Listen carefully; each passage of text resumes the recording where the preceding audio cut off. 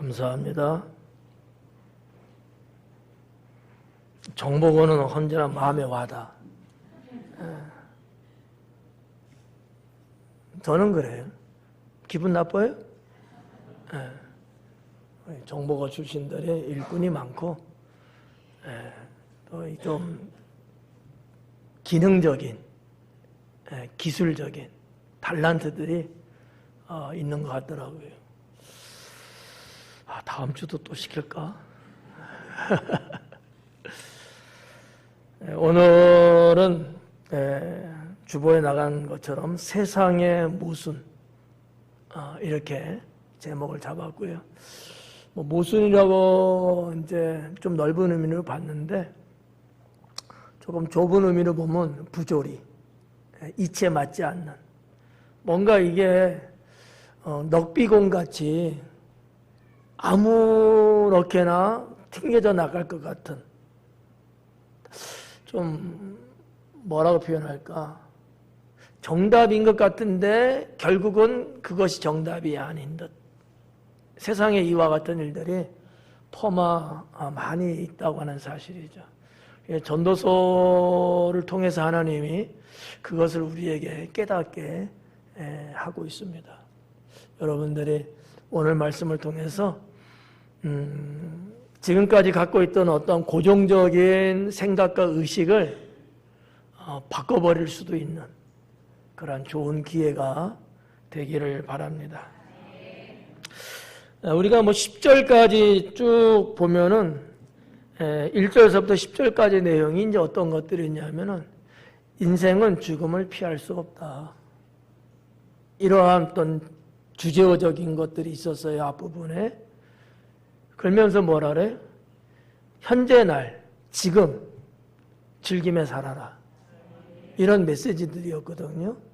그러니까 앞에 10절까지 있는 말씀과 오늘 본문의 말씀은 별개의 말씀인 것 같은 뭔가 조금 획을 좀 달리 하는 말씀인데 그렇다고 해서 전혀 색다른 것은 또 아닌 그런 조금 이해가 조금 안 될 것 같으면서도 그렇구나라고 이해가 될 만한 그러한 이제 주제로 내용이 구성된 것 같습니다.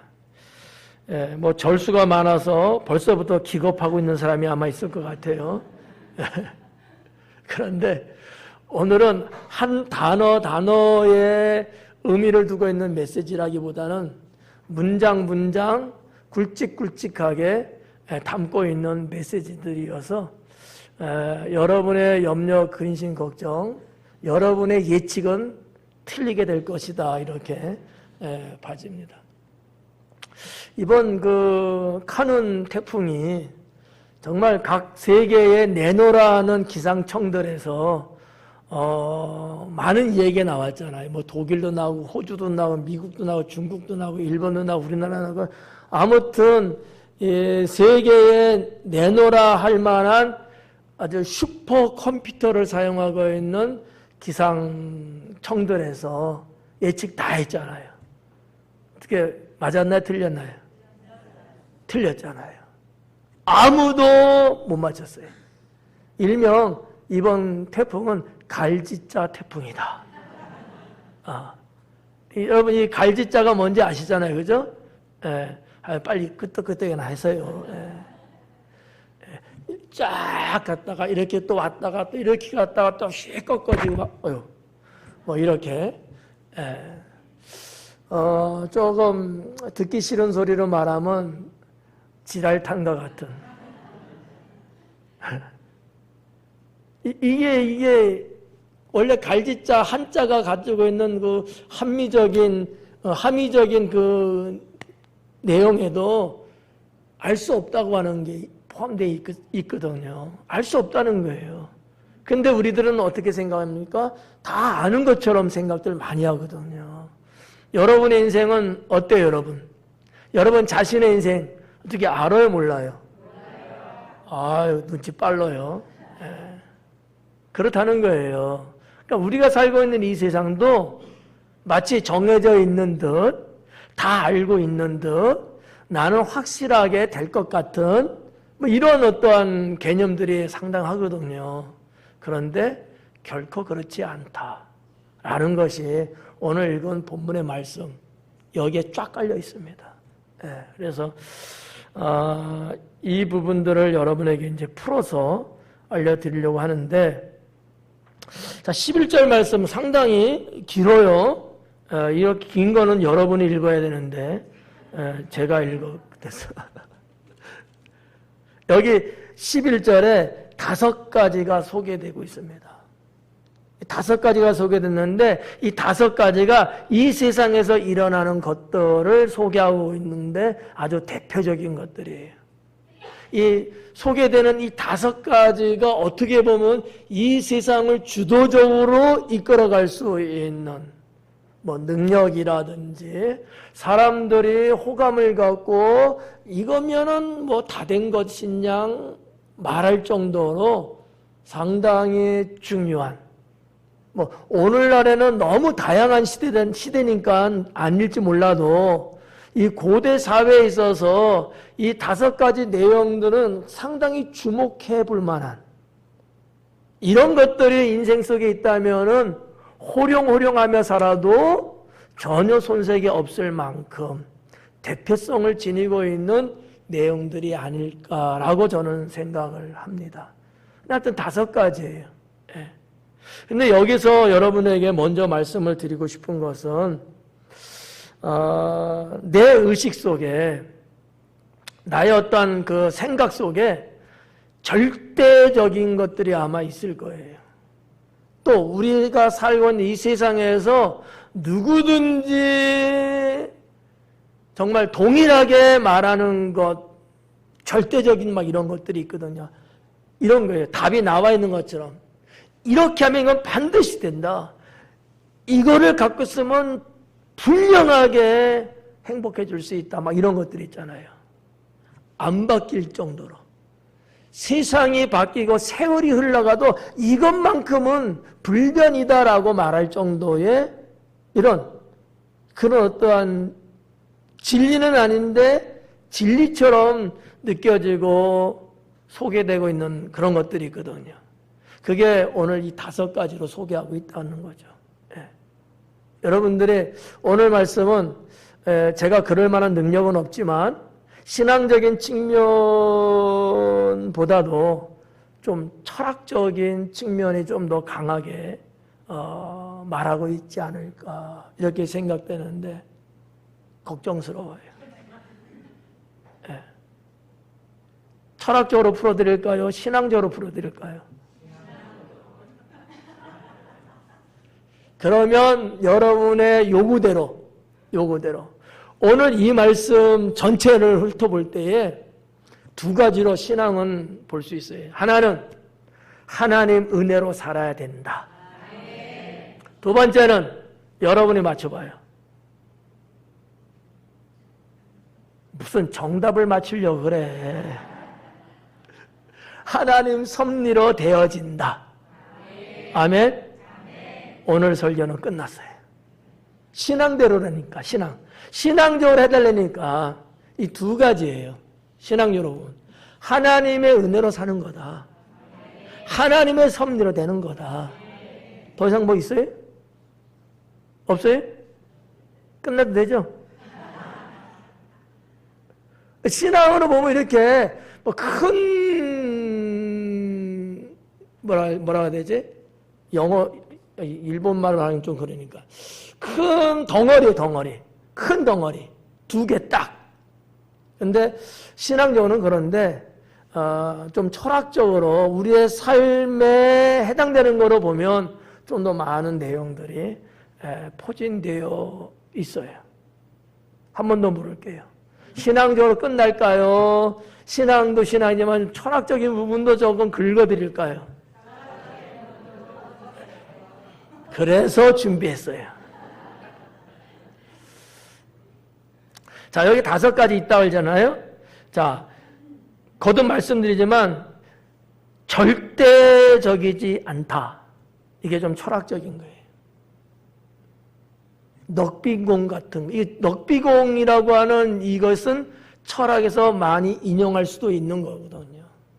인생은 정해져 있지 않습니다. 언제든지 바뀔 수 있고요. 변화되기도 합니다. 또 그것을 세상에서는 요구하는 거죠. 인생은 그런 거예요. 다 살아본 인생이지만 그러면 답을 다 알고 있을 것 같잖아요. 그렇지 않다는 거죠. 철학은 그런 부분이 좀 있다라는 거죠. 그래서 오늘 이 말씀을 통해서 제가 주목해드리고 좀 강조해드리고 싶은 것은 절대적이지 않다. 하나님만이 절대적인 거지 우리가 살고 있는 이 세상이나 우리 인생은 절대적일 수가 없다라는 거예요. 이 말을 조금 돌려서 말하면 고정적이지 않다라는 거죠. 이 말을 다른 말로 말하면 가변적이다라는 얘기예요. 바뀔 수 있다는 거예요. 예. 제가 이렇게 지금 서서 여러분 설교하고 예배를 드리고 있습니다. 제 얘기만 할게요. 여러분 볼 때 지금 저의 모습을 보면서 제가 다음 주에도 이 자리에 서서 설교할 수 있을 거라고 생각하시나요? 할 수 없다고 생각되시나요? 그 생각이 깨어져야 된다는 거죠. 그게 우리들의 고정적인 생각인 거죠. 당연하죠, 목사님. 이렇게 생각하잖아요. 물론 그럴 수도 있지만 그렇지 않고요. 제가 넉비공처럼 탕 튕겨져 나갈 수도 있다는 거죠. 인정? 노인정? 저는 그렇게 생각해요. 언제든지 주님의 뜻이라면 내가 살고 있는 이 세상에서 다음 주면 일주일이라는 시간이 있어요. 이 일주일 시간 속에 내가 생각하고 내가 결정하고 내가 선정해 놓은 대로 내가 살아갈 수 있겠느냐라는 거죠. 나는 그렇게 살고 싶지만 다음 주도 여러분의 얼굴을 보고는 싶지만 보지 못할 수도 있다라고 하는 거죠. 그럼 어떻게 살아야 되죠? 저는 오늘 이 시간을 나의 마지막 시간이라 생각하고 강해를 할 수밖에 없다라는 거죠. 그런데 저보고 일찍 끝내라고 요구를 하니 이게 무슨 해괴망측한 일이냐는 거죠. 좀 이해 가요? 이해 가면은 철학이 조금 들어가는 거야. 이병철 장로님의 철자나 철학의 철자나 그런 부분들을 좀 여러분들이 전제적으로 한번 보시고요. 예측 불허의 일들은 언제든지 발생한다. 예측 불허의 일들이 언제나 발생한다라는 거. 그래서 성경에서 말씀하는 게 뭐예요? 내일에 대해서 뭐 하지 마라? 염려하지 말고 네가 뭐 할 거라고 생각하지 말라는 거예요. 우리들의 그러는 생각에 가득함이 있지만 그러나 이것이 이루어지지 않고 물거품처럼 될 수 있다. 근데 여기에 배우는 누굴까? 여호와 하나님이시다라는 거죠. 그래서 우리 믿음의 사람들은 하나님 은혜로 살고 하나님의 섭리에 맡기며 살아야 된다. 그렇게 되면 내가 설정하고 내가 계획하고 내가 철저하게 믿었던 것이 혹 안 된다 할지라도 내 하나님은 그보다 더 좋은 쪽으로 이끌어가기 때문에 우리는 불평한다든지 우리는 못 살겠다고 소리를 친다든지 그럴 이유는 하나도 없다. 모든 것이 합력하여 선을 이루게 하시는 그 하나님의 그 은총을 입으며 살 수 있는 거예요. 예. 자, 여러분 한번 봐봐요. 옆 사람 한번 봐봐요. 앞으로 몇 년 더 살까? 여러분 몇 년 더 살 것 같아요? 50? 자, 이런 감이 딱 오잖아요. 그죠? 예. 저를 봐주세요. 몇 년 더 살 것 같아요? 아니, 알랑방 가지 말고 정말 여러분 볼 때 몇 년 더 살 것 같아요? 40년은 맥시엄이야 미니엄이에요.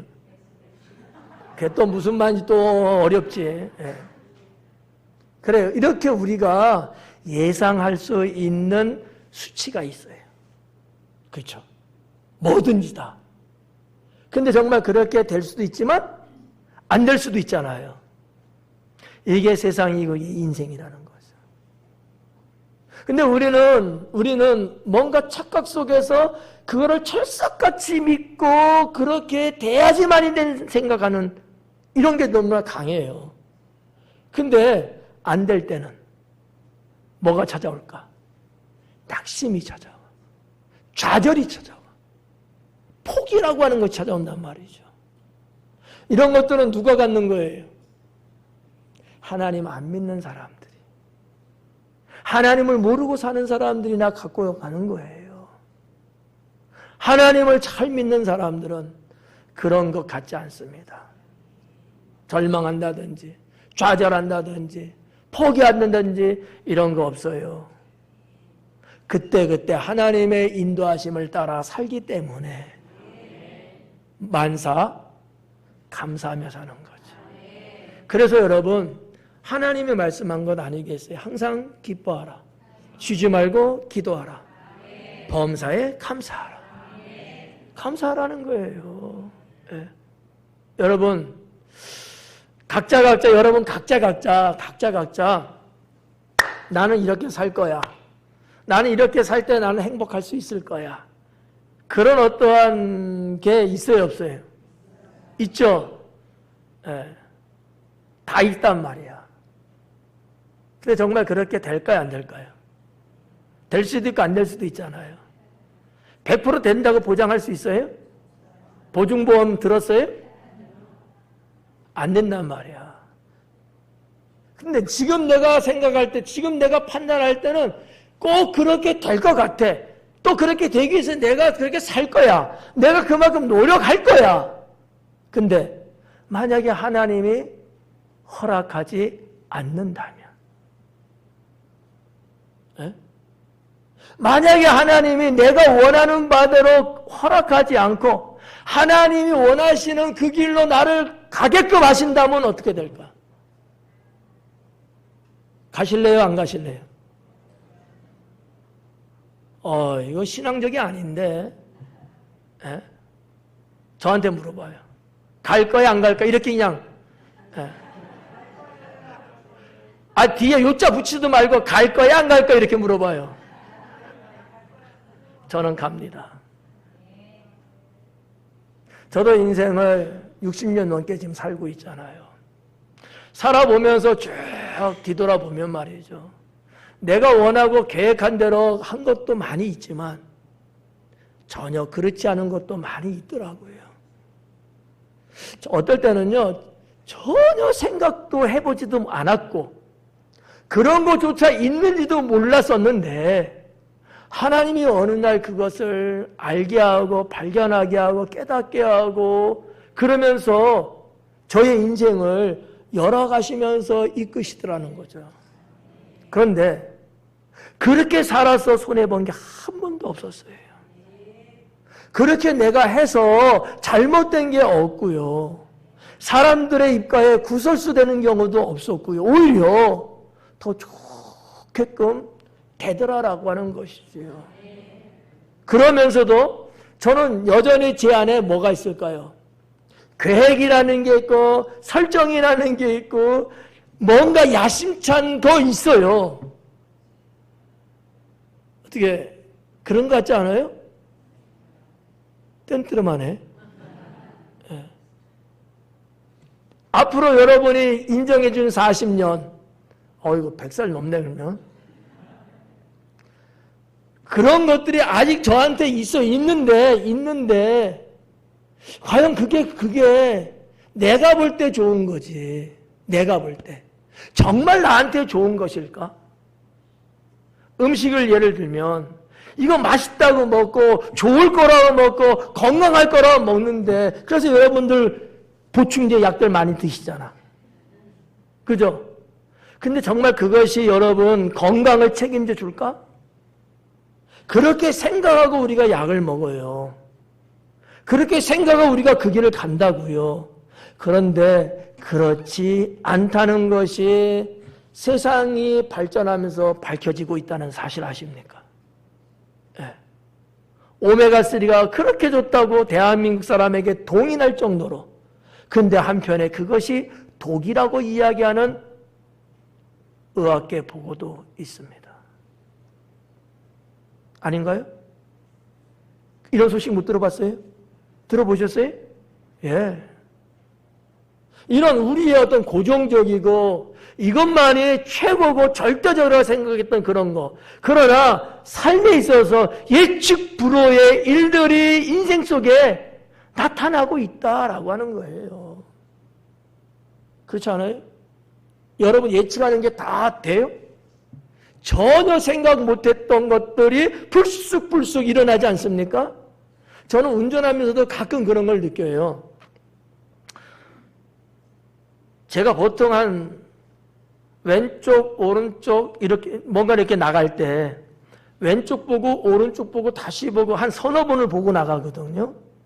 그런데도 어떨 때는요, 차가 바로 뒤에 와 있는 거예요. 이런 경험 있으신가요? 운전하다 보면? 예측했어요? 내 예측의 결과는요, 차가 없다라는 거였어. 그렇잖아요. 분명히 내가 좌우를 2번씩이나 훑어보고 그리고 쫙 들어서 갖고 휘파람을 불었는데 예측하지 않은 차가 벌써 내 뒤에 딱 와 있는 거예요. 그럴 때마다 깜짝 놀랍니다. 아, 인생도 이렇게 있구나 라고 철학적으로 깨닫는 거죠. 그게 인생이에요.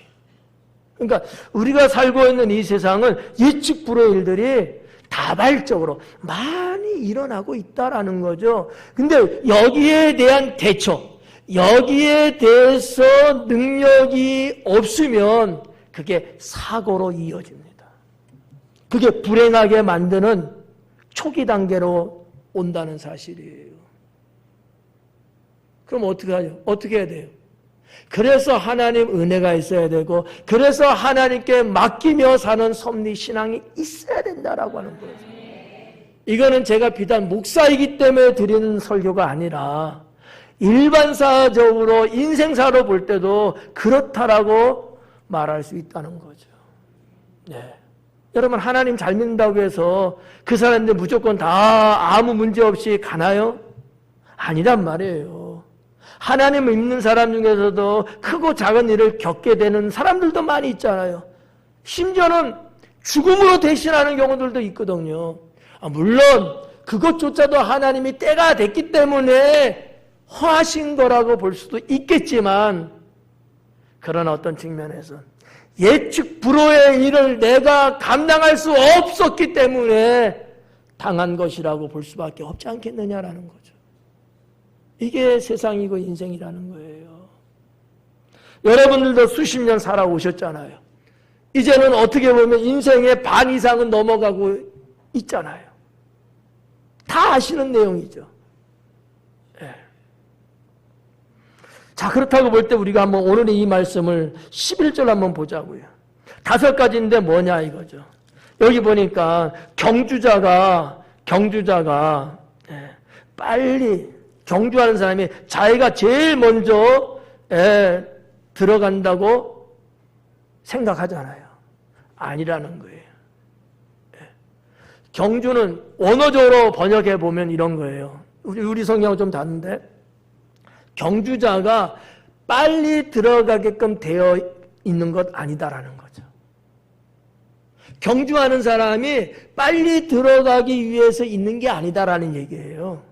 근데 사실 우리들은 어때요? 내가 경주자라면 제일 먼저 들어가려고 하지 않습니까? 경주는 그래서 있는 게 아니라는 거예요. 그 사람을 위해서 경주가 있는 게 아니다라는 거예요. 그게 원어적인 해석이에요. 여기 또 뭐라 해요? 용사들이라고 전쟁에 승리하는 것이 아니다. 전쟁은 용사들이 이기라고 있는 게 아니다라는 얘기예요. 이 원어적인 해석이에요. 근데 우리는 아니잖아요. 용사가 전쟁하면 당연히 승리를 예상하고 하는 것 아니겠어요? 나 지려고 전쟁에 이러는 사람 봤어요? 없잖아요. 예측할 수 없어요.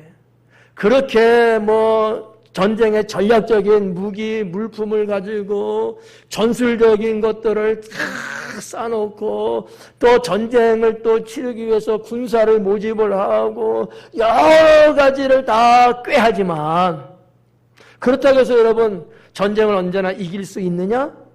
아니에요. 전혀 예측했던 어떤 일이 발생하게 되면 오히려 내가 준비한 것이 해로 돌아올 수도 있습니다. 방해가 돼갖고. 이걸 누가 하냐고요. 여러분 군에 지휘관들이 알아요? 아니면 전선에 나가 있는 병사가 알아요? 알 수 없다는 거예요. 또 뭐예요? 지혜자들이라고 음식물을 얻는 것도 아니다. 음식물은 지혜자들 먹으라고 있는 게 아니다라는 거야. 그런 내용들 다 똑같은 거예요. 명철자들이라고 해서 재물을 얻는 것 아니다. 우리가 생각할 때 나 명철하고 나 똑똑하고 박식하니까 내가 그런 것도 재물 얼마든지 다른 사람보다 더 많이 습득하고 내가 벌어들일 수 있지? 이렇게 생각할 수 있잖아요. 더 많은 학문을 공부하고 더 많은 경험을 쌓고 스펙을 가지면 내가 경영을 하든 뭘 하든지 간에 내가 훨씬 더 잘 살 수 있지. 이렇게 생각하잖아요.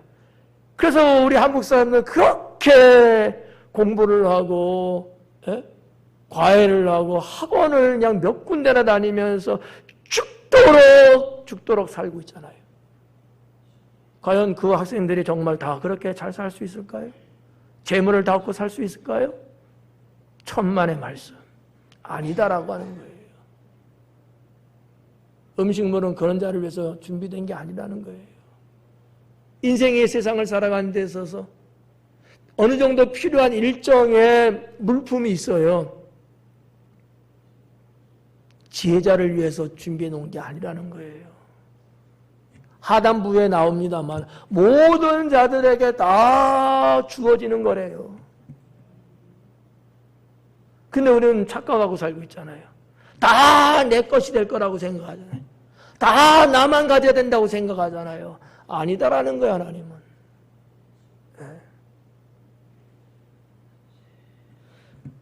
명철자들이라고 재물 얻는 것도 아니고 지식인들이라고 해서 은총을 입는 것도 아니다. 많이 여러분 배워서 아는 게 많아요. 그래서 사람들로부터 사랑을 받아요. 정말 칭찬을 받고 존경함을 받는다고 줘요. 근데 아니라고 하는 거예요.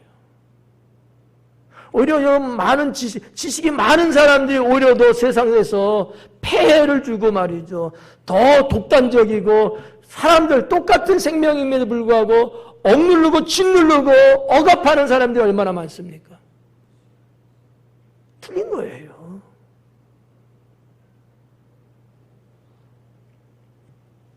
여기 11절 마지막 부분에 뭐라 하죠? 이는 시기와 기회는 그들 모두에게 임함이니라. 시기와 기회, 이 기회라고 번역됐습니다만 이 원어적으로는요 뭐를 팩이라는 건데 일종의 우연을 말하는 거예요. 우연. 근데 번역은 기회라고 했어요. 기회라는 뜻도 있어요. 우연이라는 뜻도 있고 좀 더 좋아 보이는 쪽으로 지금 번역이 된 것 같아요. 제가 볼 때는. 시기는 뭐를 말하는가? 하나님의 때를 말하고 있는 거예요. 원어적 해석을 하면. 모두에게 하나님의 때가 다 있다는 거예요. 그리고 생각지도 않아요. 우연히 그런 거잖아요. 생각지도 않았어요. 계산도 안 했어요. 소망도 안 했습니다. 전혀! 그런데 그런 것이 내게 딱 오잖아. 세상에서는 이걸 우연이라고 말하죠. 그게 주어지고 있다라는 사실이죠. 저는 이 11절 말씀을 보면서 제가 잘못 생각하고 있는지 모르겠습니다만 그렇다면은 이거 하나 때문에 내 주변 사람을 짓밟아야 되고 죽여야 되고 그래서 되겠느냐라는 것을 한 번쯤 생각해 봤습니다. 그렇게 해서 그렇게 정말로 된다면 몰라도 꼭 그런 것도 아닌데 왜 그렇게 우리는 지옥처럼 살고 있을까? 차라리 하나님 은혜를 입고 하나님의 섭리 가운데 살면 훨씬 더 행복하고 좋을 텐데. 그렇잖아요. 예. 12절 말씀에 보니까 분명히 사람은 자기의 시기도 알지 못하나니 물고기들이 재난의 그물에 걸리고 새들이 올무에 걸림같이 인생들도 재난의 날이 그들에게 호련히 임하면 거기에 걸리느니라. 지금 이 말씀은 사람이 직면하게 되는 불행에 대해서 이야기하고 있는 거예요. 그 예를 지금 새와 물고기를 예를 들어서 지금 비유하고 있는 거지. 우리가 일반적으로 여러분 이런 경우들 많잖아. 옛날에는 물고기도 잡고 새도 막 잡고 그랬잖아요. 아니 포수가 딱 이 망을 보고 새들이 어디 많이 있는지 어떻게 어느 방향으로 날아가는지 벌써 다 계산하고 지키고 있다가 빵! 그러죠? 근데 우리 어릴 때는 빵은 아니지. 그죠? 예. 뭐 이렇게 바구니 같은 거 이렇게 그 쌀 같은 거 풀어놓고 막대기 딱 꽂아놓고 그 먹으러 들어오잖아요. 해본 사람 다 끄떡이잖아. 예. 그래서 딱 들어가면 줄만 딱 당기면은 그냥 새 잡잖아요. 근데 그 새가 그럴 줄 알았어요? 몰랐어요. 근데 그 새는 불행이 찾아온 거야. 전혀 생각하지 않았어. 정말 마음 편하게 들어가서 모이를 먹으려고 했던 것뿐. 이 말씀을 주님이 하고 계신 거예요. 우리가 깨달아야 돼요. 분명히 사람은 자기의 시기도 알지 못하나니요. 사람이 자기 시기 모른대요. 그거를 뭐로 표현한 거예요? 물고기와 새로 표현한 거야. 물고기는 어때요? 그냥 행복하게 그냥 수영 쫙 하고 말이죠. 야, 시원하고 좋다. 요즘 열대야가 난리라는데 우리는 괜찮다. 막 이러면 다니잖아요. 근데 어부가 쳐놓은 망에 딱 걸린 거야. 어떡하죠? 물고기가 그럴 줄 알았어요? 알았으면은 그날 안 나갔지. 그렇잖아요. 아니 물고기가 어느 날 저 어부가 와서 망칠 거라고 알았으면 안 가지. 굴 속에 있지 그냥. 맞죠? 자기 앞일, 자기 시기를 몰랐던 겁니다. 인생이 그렇다는 얘기예요. 정말 깊은 깨달음이 이 속에 있는 게 아니겠느냐라고 하는 거죠. 근데도 우리는 까불고 살아요. 네. 까불고 살아. 자기가 최고고. 네. 나는 절대 실수하지 않을 거야. 막 이러면서. 네. 그런 사람이 있어서 더 하더라고. 12절 그거예요. 11절과 12절에 이렇게 하나의 뭉치로 이렇게 연결되어 있고, 인생은 예측 불허의 날을 맞이하게 되는데 그 날을 맞이하게 되면 불행이 찾아온다. 인생은 모른다는 거예요. 몰라요, 자기 인생을. 그러니까 어떻게 해야 돼요? 모든 걸 아시는 하나님께 믿고 맡기는 거죠. 자, 이 정도면은 신앙적인 것과 철학적인 것 조금씩 섞었죠? 네. 정말 전도서는 늘 읽지만 깊은 깨달음을 줍니다. 지난번에 읽었을 때는 잘 느껴지지 못했는데 나의 삶의 환경이 바뀌었을 때 또 읽으면은 또 거기에 맞는 깨달음을 하나님은 갖게 하시더라고요. 그래서 읽을 때마다 달라요. 시편만 읽지 말고 13절에 빨리 가야 되는데 13절 내가 또 해 아래에서 지혜를 보고 내가 크게 여긴 것이 이러하니 내가 해 아래에서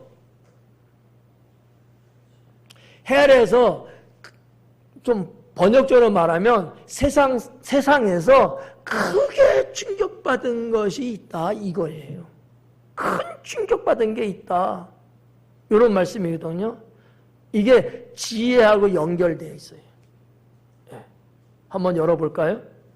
14절에 곧 작고 인구가 많지 아니한 어떤 성읍에 큰 왕이 와서 그것을 에워싸고 큰 흉복을 쌓고 치고 잘 때에, 요 내용상 볼 때 좀 역사적으로 보면 이거는 이 내용은 꾸며낸 얘기는 아닌 듯해요. 학자들이 그렇게 보거든요. 그 지역이 지명이 뭔지는 모르지만 분명히 있는 것을 기록한 것 같다라고 거의 모든 학자들은 동일하게 보고 있더라고요. 뭐 이거를 제가 여러분에게 설명하기는 지금 어렵고요. 단어나 사용하는 용어나 문장이나 문법이나 여러 가지를 연합해서 봤을 때, 이거는 그냥 비유적인 거다, 이렇게 보지 않는 거예요. 실제 있었던 것을 지금 언급하고 있는 것 같다. 제가 볼 때도 그래요. 왜냐하면 여기 곧 작고 인구가 많지 아니한 어떤 성읍에 큰 왕이 와서 하나하나를 상세하게 기록을 하고 있어요. 보편적으로 이렇게 기록할 때는 어떤 소설을 쓰는 게 아니고 실제 있었던 것을 연상하면서 있는 그대로 기록을 했다라고 학문에서는 보고 있다는 사실이죠. 이게 중요한 게 아니에요, 사실은요. 중요한 건 뭐예요? 지혜로운 사람이 있고 왕이 있는데 왕이 그 성에서 그냥 뭔가 쫙 해서 편안하게 좋게끔 안전하게 하려고 성읍을 쌓는데 할 수 있는 능력이 안 돼. 근데 지혜로운 사람이 있어. 그 사람이 지략을 동원해갖고 그 일을 쫙 했대. 끝. 이러면 되거든요. 근데 그렇게 지금은 기록을 안 하고 있는 거예요. 이건 사실을 갖고 기록한 게 아닐까, 이렇게 저는 생각을 합니다. 스토리는 그런 거예요. 작고 크기가 작아요. 인구도 많지 않아요. 그런 어떤 성읍에 큰 왕이에요. 아마 많은 사람을 거느리는 왕인 것 같아요. 그 사람이 와서 그 성을 에워싸고 큰 흉복을 쌓고 치고 잘 때에 그 성읍 가운데에 가난한 지혜자가 있어서 그의 지혜로 그 성읍을 건진 그것이라 구해냈다는 거예요. 이게 상당히 어려운 얘기 아니겠어요? 대국이 와서 딱 진치고 포위하고 싹 하려고 하는데 구할 방법이 없잖아요. 살아날 수가 없어요. 근데 그 성 안에 살고 있는 어느 지혜자가 좋은 계책이 있고 아주 지혜롭게 이 문제를 해결했다는 얘기예요. 좋은 거잖아요.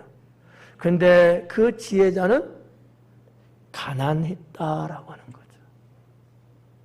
오늘 제가 조금 망언 아닌 망언을 하려는지도 몰라요. 네. 여러분이 오해 안 하면 좋겠어요. 먼저 터뜨리면 무슨 얘기냐? 제발 가난하지 마라. 이 가난은 물질적 가난만 말하는 건 아닙니다. 힘에 있어서도 가난함은 힘이 연약한 거잖아요. 배움에 있어서 가난한 것은요, 무지한 거잖아요. 모든 것을 다 말하고 있는 표현이에요, 그냥. 그걸 일일이 다 말씀드리기가 그러니까 그냥 퉁 터갖고 가난. 뭐가 되든지. 건강일지라도 가난한 사람은 병약한 거예요. 이해 가요? 가난하면 자기의 성읍을 구한 것일지만 사람들은요, 알아주지 않는다는 거야. 왜? 내가 가난하다는 것 때문에. 내가 잘했어. 나 때문에 잘 된 거야. 근데 인정 안 한다는 거야, 사람들은. 아예 그 자체를 기억도 안 한다는 거지. 무슨 얘기예요? 버림받듯이. 무시당하고. 이렇다는 거예요. 왜 그래요? 가난하기 때문이에요. 자, 어떻게 보면, 잘 들어봐. 어떻게 보면, 그 당시에도 사람을 외모로 보고 판단하는 것들이 있었던 것 같아요. 왜 없겠습니까? 지금도 마찬가지죠. 사람을 외모로 보면 돼야 안 돼요? 안 되죠. 누가 그러지 말라 그랬어요? 하나님은 사람을 외모로 취하지 아니하시네요. 우리 하나님은 사람을 외모로 안 보셔요. 여러분 외모 안 보셔요. 봤으면 아무도 안 구했지. 주님은 외모를 안 봐요. 마음의 중심을 보시죠. 근데 사람들은 사람의 외모를 본다는 데 문제가 있는 겁니다. 예. 아니 그 정도 공적을 세웠으면 그거로 인정해주고 사람들이 환호하고 영웅 취급은 아니어도 그 인정을 해주면 얼마나 좋습니까? 그런데 그것조차도 안 한다는 거예요. 가난한 것 때문에. 여기서 실제적인 이 전도서 말하는 이 가난은 실제적으로 가난한 사람이에요. 재물도 없고 사람한테 변변치 못할 정도로 그걸 말하고 있는 거예요. 그러다 보니까 이 사람이 이렇게 훌륭한 일을 했는데도 불구하고 그거 안 받아주는 거예요. 무시당하고 있는 거죠. 여러분 오해하지 말고 우리는요 하나님의 자녀로서 주님이 주시는 이 풍부함을 갖고 살아야 합니다. 가난하면 안 돼요. 가난의 비참이 여러분 뭔지 아십니까? 우리 학생 청년들도 정말 잘 알아야 돼. 가난이 얼마나 인생을 비참하게 만드는가. 여러분이 잘나고 똑똑했어도 가난하면 이 세상은 인정 안 합니다. 그게 세상이에요. 그게 인생이에요. 공부할 때 열심히 공부하고 돈 벌 때 부지런히 일해서 돈 벌고 뭔가 사람들이 나를 괄시하지 않고 무시하지 않을 정도의 위치에 내가 서는 것 자체가 어떻게 보면 하나님의 영광을 나타낼 수도 있는 겁니다. 누가 그러더라고요. 가난이 죄는 아니지요 라고 말하더라고요. 그렇죠. 가난이 죄는 아니지요. 그러나 자랑도 아니지요. 그렇잖아요. 남들이 부유하게 뭔가 인생을 일구어 갈 때 뭘 했길래 가난할 수밖에 없었느냐라는 거예요. 에? 용서하고 들으십시오. 가난하면 안 돼요. 가난한 자가 복음 전하는 거고 부자가 복음 전하는 거고요. 받아들이는 사람이 달라요. 다르다고요. 13절서부터 마지막까지 쭉 보면 말이죠. 다 그런 내용이에요. 같은 의미입니다.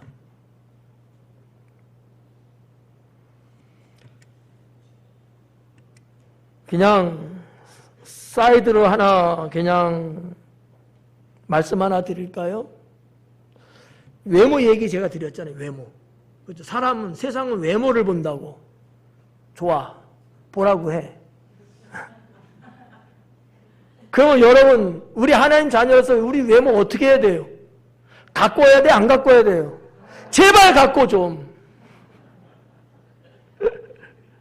저도 잘 못하고 있지만 정말 이래니까 내가 할 수 있는 어느 그 형편에서 나름대로 조금 신경 써서 좀 가꾸면 안 좋아요?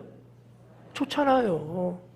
여러분 허름하게 모습 갖고 가는 거하고 깔끔하고 반듯하게 모습 갖고 가는 거하고 사람들이 누구를 좋다고 여기겠냐 이거야. 제가 언젠가도 그런 말씀 드렸어요. 하나님께 예배 드리러 갈 때에 딴 때는 몰라도 그때만큼 제일 좋은 것을 입고 와라. 예? 그렇잖아요. 야, 저 사람들은 목요일날 맨날 일요일날만 되면은 저렇게 좋은 옷을 입고 갈까? 수요일인데 저 사람은 도대체 어디 가길래 저렇게 좋은 옷을 그냥 온몸에서 그냥 빛이 반짝반짝 날 정도로 사람이 달라 보여. 왕비가 가는 거야? 황제가 가는 거야? 에? 그 자체가 복음이에요. 그 자체가. 근데 깨지지 해갖고 물론 본인은 믿음이 엄청나게 좋아. 근데 깨지지 해갖고 말이지. 그냥 머리에서도 그냥 이가 나올런지는 몰라. 아니면 소금인가? 하여튼 그래. 그래갖고 막 엉클어지고 자기 딴에 파 막 5만 원 주고 했대는데 아무튼 그래. 에? 남들이 볼 때 여러분 그게 과연 은혜롭겠냐고. 아니거든요. 세상이 외모를 보는 세상이라면 맞짱 한번 뜨보자고. 에? 그래! 세상이 그렇게 본다면 좋다. 나도 깔끔하고 단장해서 보라는 듯이 내가. 여러분 이게 잘못되고 죄가 아니잖아요. 그렇다고 여러분 없는 거 훔쳐와서 그러자는 거 아니지 않습니까? 여러분은 이미 여러분의 수중에 갖고 있어요. 근데 어디 놀러 갈 때는 그렇게 가는데 왜 주님 전에 예배 드리러 올 때는 그게 안 되냐 이거지. 저기 있는 사람만. 저기요, 저기. 손가락만 봐. 이런 것들을 우리가 좀 보면서 생각해 봐요. 성을 살렸잖아요. 지혜를 동원해서. 그러면 상은 안 줘도 잘했다, 고맙다 이래야 되는 것 아닙니까? 근데 불구하고 아예 깡그리 무시당하고 업신여김 받는 거예요. 이유는 가난하다는 것 때문에. 이게 말이 되냐고요. 말이 안 되잖아. 에? 여러분이 그 당사자면 기분 어떨 것 같아요? 나쁘죠? 나쁠 정도야? 더럽지. 그렇잖아요. 에? 아니 그런 거 뭐 하고 하는 걸 떠나서 그냥 가만히 있는 날에도 누가 나를 그렇게 말하고 그렇게 대하면 기분 나쁘지. 안 나쁘면 이야기하세요. 나쁘게 만들어 드릴게. 저 같으면 그럴 것 같아. 기분 나쁘지. 에? 여러분, 그래서 제가 제목을 세상의 모순이라고 붙였어요. 이러면 안 되는데 모순인 거야. 이러면 안 되는데.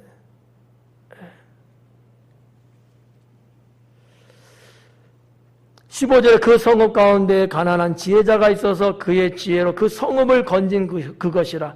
그러나 그 가난한 자를 기억하는 사람이 없었도다. 왜 없어요? 몰라서요? 무시한 거예요. 16절에 그러므로 내가 이르기를 지혜가 신보다 나으나 가난한 자의 지혜가 멸시를 받고. 지혜가 신보다 나은 건 분명합니다. 이건 맞아요. 그런데 현실은 그렇지 않더라라고 하는 얘기죠. 가난한 자의 지혜가 멸시를 받고 그의 말들을 사람들이 듣지 아니한다 하였노라. 괴리감이 생기는 거죠.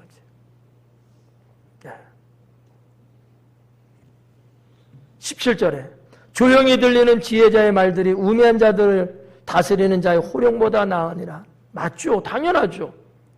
지혜자의 말들이 우매한 자의 호령보다 낫다는 거예요. 맞잖아요. 근데 여기 봐봐요. 이 지혜자의 말은요, 조용히 하는 말이래요. 근데 이 권력 있는 사람은요, 큰 소리 빵빵 치면서 호령을 한다는 거예요. 명령을 하고 막 한다는 거예요. 우리가 겉으로 볼 때는 누가 더 무시무시하고 누가 더 힘 있어 보여요. 호령하는 자죠. 근데 사실은 아니라는 거예요. 지혜자가 훨씬 낫다는 거예요. 근데 세상은 그렇지 않더라라는 얘기죠. 조용히 들리는 지혜자의 말들이 우매한 자들을 다스리는 자의 호령보다 낫다. 낫는 건 맞아요. 근데 세상은 아니더라라고 하는 얘기거든요. 그래서 어떤 사람은 큰 소리 뻥뻥 치나 봐요. 18절에 지혜가 무기보다 나으니라. 맞죠? 지혜가 무기보다 나아요. 아니 무기가 더 나은가? 지혜를 무기를 아무리 많이 갖고 있어도 지혜로운 자가 지혜를 활용하면 그 무기는 다 못 쓰게 만들 수도 있습니다. 말 한마디로. 그러니까 여기 있는 말씀 다 맞는 말씀이에요. 맞는 말씀인데 우리가 살아가는 이 세상은 그렇지 않다라고 하는 거예요. 그러니까 정신 차리라는 거야. 네, 정신 차리라는 거예요. 착각하지 말라는 거예요. 네가 아니다고 해서 아닌 게 아니다라는 얘기예요. 세상은 그렇게 흘러가고 있다는 겁니다. 그런데 사람들은 세상을 자꾸 쫓아가려고 해요. 쫓아간 그 길에서, 쫓아간 그 장소에서 자기가 죽을 줄도 모르고 세상이 나를 대접하고 나를 높여주는 게 아니에요. 오히려 나를 죽게끔 만든다는 거죠. 지혜가 무기보다 낫느냐. 그러나 죄인 한 사람이 많은 선을 무너지게 하느니라. 이렇게 9장은 죄인 한 사람으로 마무리를 짓습니다. 죄인 한 사람이 많은 선을 무너뜨린다는 거예요. 죄인 한 사람이. 성경에도 보면 이런 사건들이 많이 있어요. 그 중에 여러분이 잘 알고 있는 인물 하나 소개하면 아간 아시죠? 아간 한 사람 때문에 하나님의 진노로 얼마나 많은 사람이 죽습니까?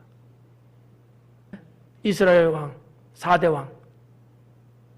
나라를 물려받아갖고 다스려 나가야 되는데 기존의 아버지 세대의 훌륭한 대신들, 정말 지혜가 충출한 그런 분들이 있고 젊은 자기 또래 애들이 있는데 그 어르신들의 그 지혜를 듣고서 그렇게 나라를 이끌려가는 것보다도 젊은 애송이들이 하는 말, 그걸 듣고 말이죠.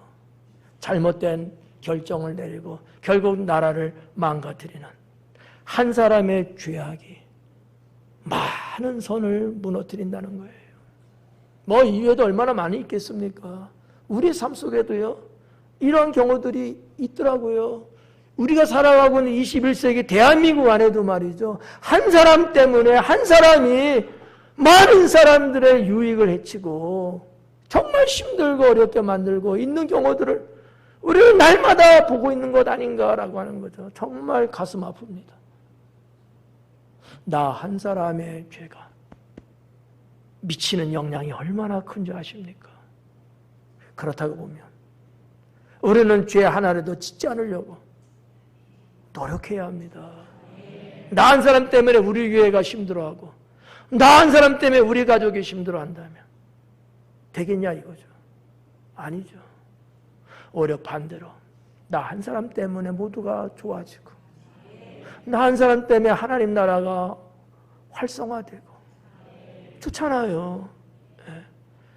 오늘 이 17절, 18절까지 내려오면서 이 죄악의 패단이 무엇인지를 우리는 한 번쯤 더 생각해 봤으면 좋겠습니다. 죄악의 패단이에요. 죄라는 게 얼마나 무서운 거고 이것 때문에 얼마나 사람들이 힘들어하고 하나님 영광 가리우고 교회가 얼마나 버거워질까. 21세기 우리 교회가 만약에 잘못 가고 여기 있는 여러분의 목사가 대중 앞에서 잘못되게 간다면 저 때문에 우리 교회 때문에 하나님을 믿는 성도들이 얼마나 많은 핍박을 받고 힘들어하겠느냐라고 하는 거죠. 그렇다면 나 한 사람이 그리고 우리 교회가 정말 행동거지 하나하나 오늘 5절 말씀처럼 주님의 마음을 닮아서 성도의 온전한 마음을 갖고 세상을 살아가야 되지 않겠느냐라고 저는 믿습니다. 기도하겠습니다.